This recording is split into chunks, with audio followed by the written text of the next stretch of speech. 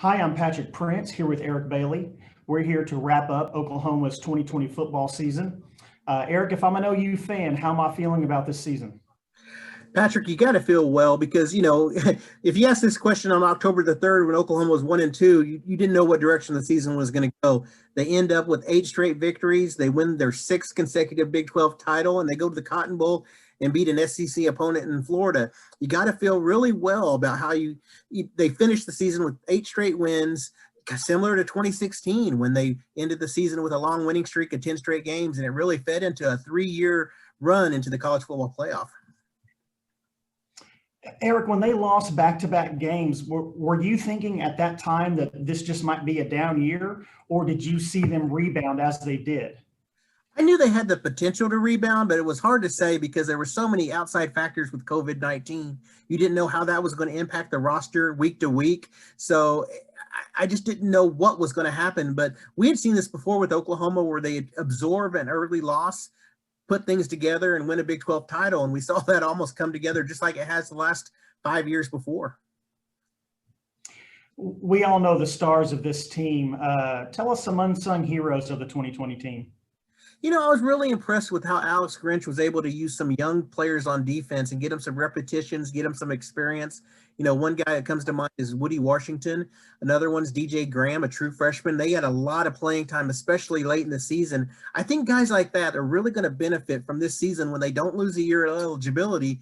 In DJ Graham's story, he didn't have a spring football practice, so he just went out there and played. I really think guys like those two are just going to grow so much just because of the reps that they've had. The youth really benefited from this year. They learned from some of the older players, and I think that's going to really pay off in 2021. Looking ahead to next season, is anything but a playoff berth a disappointment? I think so. We're already seeing some of the early top 25 projections for next year from multiple sources, and Oklahoma's in the top 4 in almost all of them, which would put them in the playoff. I think with this program, what they've done in 2017, 18, and 19 and going to the college football playoff, as well as 15, that's the bar. That's the expectation. The expectation now, especially with this team coming back, isn't only to get to the semifinal game. They're 0-4 in that semifinal game. They want to get to a title game. I think at this time, you look at what they have on both sides of the ball coming back, especially on defense, and I really think it's college football playoff or bust, and I think the bar might even be higher than that. This is a national championship caliber team coming back.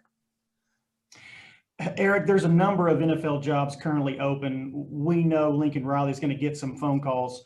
What are the odds that Lincoln Riley seriously entertains a jump to the NFL at this point of his career at OU?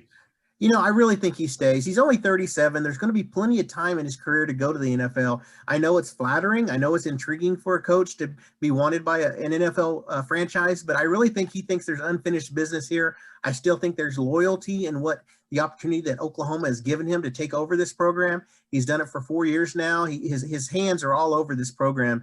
His fingerprints are all over it. So I just think that with what he has coming back at Oklahoma this next season, I think he wants to win that national championship.